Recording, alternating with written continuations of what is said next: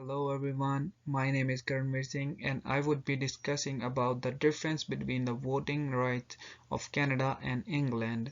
Nowadays, both countries have similar voting rights, but there are some differences to be noted.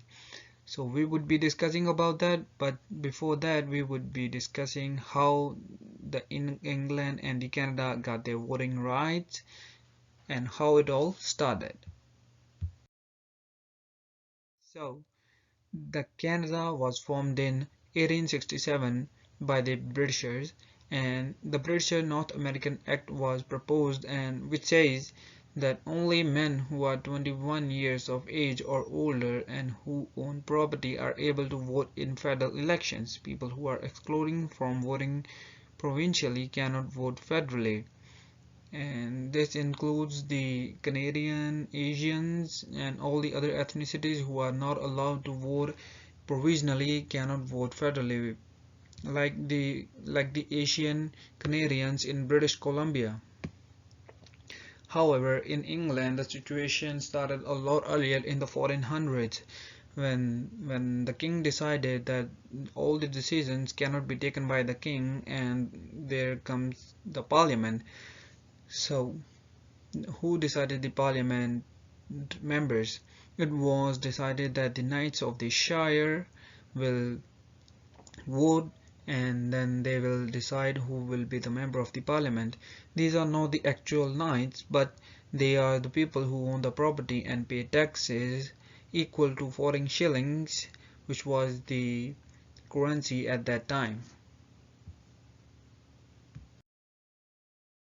Further, let's discuss how the women got their first vote. It was in the World War when all the males and the female members of the armed forces in Canada, along with their female relatives, offered the right to vote. This is the first time that some women and some men under the age of 21 and some First Nation peoples can vote in Canadian federal elections. Even after the war, some Canadian women had the right to vote in federal election if they meet the same eligibility criteria as men. But in England, the situation was a bit different.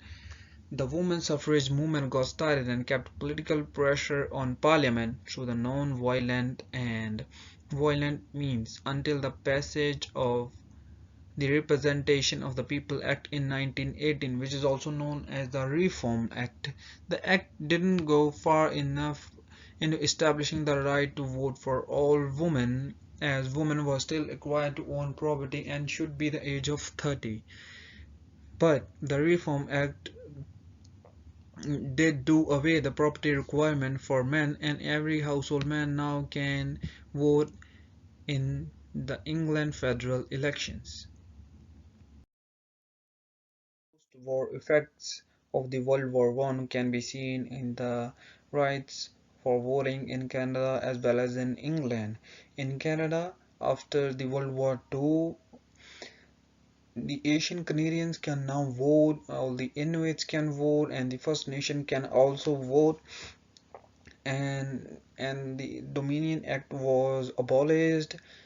And in England, there was a major reform in the Reform Act, the final major piece of legislation to expand the franchise came with the Presentation of People Act in 1969, which was most of like the 26th Amendment in the US, extended the right to vote to all persons aged 18 to 20, later have affected the election process, establishing the type of elections for parliament, local and European parliament, reforming the process, lowering the age for candidates to 18 and more, and it was also proposed that the minimum age should be 16, but the bill couldn't be passed. However, in some countries like Scotland, the minimum age for the voting is 16. In the present scenario, both countries are democratic, Canada being completely democratic and the Britain being monarch democratic. The Canadian Charter of Rights and Freedom, which was presented in 1982, states that every citizen of Canada has a right to vote in an election of members of the House of Commons or of a legislative assembly and to be qualified for membership therein. Basically, it says that every citizen, irrespective of their caste, creed, color, or their ethnicity,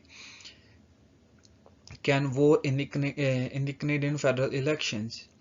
So the voting rights are governed by the Canadian Charter of Rights and Freedom, and but in British, the People Act extended 1969 governs the voting right, and it says a person should be registered to vote and be of 18 years, that is same as in Canada, and he should be British, Irish, or qualifying Commonwealth citizen.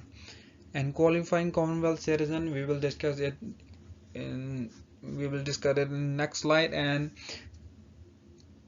a person should be resident at an address in the UK, and the person should not be legally excluded from voting.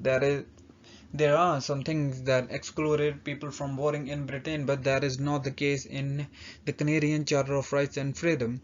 In Britain, people who committed crimes are in jail and are passing their sentences. They cannot vote in the federal or any local elections, but that is not the case in Canada. Canadian prisoners can vote, but the British prisoners cannot vote. That is one of the main things. And apart from it, there is one more major difference that the if you are British, Irish, or qualifying Commonwealth citizen, you can vote in the Britain federal election, but you have to be Canadian citizen to vote in Canadian federal elections.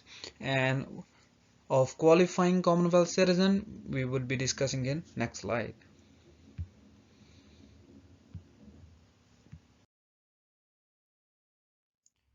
So to vote in Britain, you could be British or you could be the British Crown dependencies. There are the Isle of Man, the Channel Islands including Jersey, Guernsey, Sark, Elderney, Ham, and the other inhabited Channel Islands.